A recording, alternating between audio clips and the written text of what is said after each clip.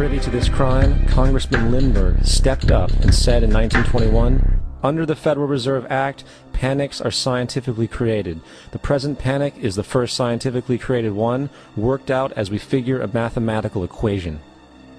However, the panic of 1920 was just a warm-up. From 1921 to 1929, the Fed again increased the money supply, resulting once again in extensive loans to the public and banks. There was also a fairly new type of loan called a margin loan in the stock market. Very simply, the margin loan allowed an investor to put down only 10% of a stock's price, with the other 90% being loaned through the broker. In other words, a person could own $1,000 worth of stock with only $100 down. This method was very popular in the roaring 1920s, as everyone seemed to be making money in the market. However, there was a catch to this loan. It could be called in at any time and had to be paid within 24 hours. This is termed a margin call, and the typical result of a margin call is the selling of the stock purchased with the loan. So, a few months before October in 1929, J.D. Rockefeller, Bernard Baruch, and other insiders quietly exited the market, and on October 24, 1929, the New York financiers who furnished the margin loans started calling them in masse. This sparked an instantaneous, massive sell-off in the market, for everyone had to cover the margin loans. It then triggered mass bank runs for the same reason, in turn collapsing over 16,000 banks, enabling the conspiring international bankers to not only buy up rival banks at a discount, but to also buy up whole corporations at pennies on the dollar. It was the greatest robbery in American history. But that didn't stop there. Rather than expanding the money supply in order to recover from this economic collapse, the Fed actually contracted it, fueling one of the largest depressions in history. Once again outraged, Congressman Louis McFadden, a longtime opponent of the banking cartels, began bringing impeachment proceedings against the Federal Reserve Board, saying of the crash and depression, "It was a carefully contrived occurrence. International bankers sought to bring about a condition of despair so that they might emerge the rulers of us all." Not surprisingly, and after 2 previous assassination attempts, McFadden was poisoned at a banquet before he could push for the impeachment. Now, having reduced the society to squalor, the Federal Reserve bankers decided that the gold standard should be removed. In order to do this, they needed to acquire the remaining gold in the system. So, under the pretense of helping to end the Depression, came the 1933 gold seizure. Under the threat of imprisonment for 10 years, everyone in America was required to turn in all gold bullion to the Treasury, essentially robbing the public of what little wealth they had left. And at the end of 1933, the gold standard was abolished. If you look at a dollar bill from before 1933, it says it is redeemable in gold. You look at a dollar bill today, it says it is legal tender, which means it is backed by absolutely nothing. It is worthless paper. The only thing that gives our money value is how much of it is in circulation. Therefore, the power to regulate the money supply is also the power to regulate its value, which is also the power to bring entire economies and societies to its knees.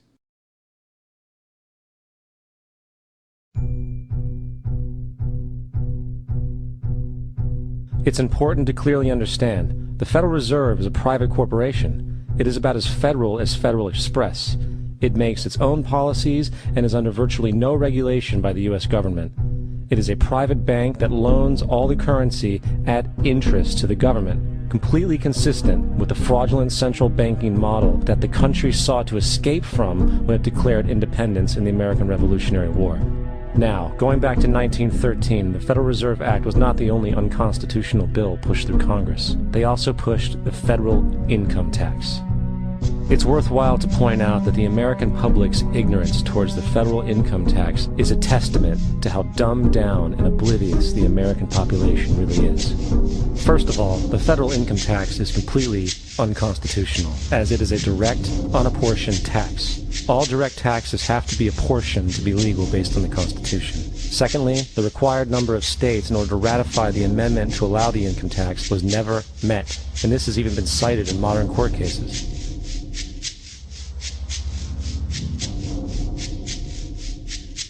Third, at the present day, roughly 35% of the average worker's income is taken from them via this tax. That means you work 4 months out of the year to fulfill this tax obligation. And guess where that money goes? It goes to pay the interest on the currency being produced by the fraudulent Federal Reserve Bank, a system that does not have to exist at all. Not 1 cent of this tax goes towards any governmental program whatsoever. Not 1 cent. The money you make working 4 months out of the year goes almost literally into the pockets of the international bankers who own the private Federal Reserve Bank. And fourth, even with the fraudulent government claim as to the legality of the income tax, there is literally no statute, no law in existence that requires you to pay this tax. Period. I really expected that, of course, there's a law that you can point to in the law book, the code, that requires you to file a tax return. Of course there is. I was at that point where I couldn't find the statute that clearly made a person liable, at least not me and most people I know, and I had no choice in my mind except to resign. Based on the research that I did throughout the year 2000 and that I'm still doing, I have not found that law. I've asked Congress, we've asked a lot of people in the IRS commissioners, helpers. They can't answer, because if they answer, the American people are going to know that this whole thing is a fraud. I haven't filed an federal income tax return since I left. I have not filed a tax return since 1999. The income tax is nothing less than the enslavement of the entire country. Now, the control of the economy and the perpetual robbery of wealth is only one side of the Rubik's Cube the bankers hold in their hands. The next tool for profit and control is war. Since the inception of the Federal Reserve in 1913, a number of large and small wars have commenced. The three most pronounced were World War I, World War II, and Vietnam. World War I. In 1914, European wars broke out centered around England and Germany. The American public wanted nothing to do with the war. In turn, President Woodrow Wilson publicly declared neutrality. However, under the surface, the U.S. administration was looking for any excuse it could find to enter it. Woodrow Wilson's top advisor and mentor was Colonel Edward House, a man with intimate connections with the international bankers who wanted to end the war. In a noted observation by Secretary of State William Jennings, the large banking interests were deeply interested in the World War because of the wide opportunities for large profits. It's important to understand that the most lucrative thing that can happen for the international bankers is war, for it forces the country to borrow even more money from the Federal Reserve Bank at interest.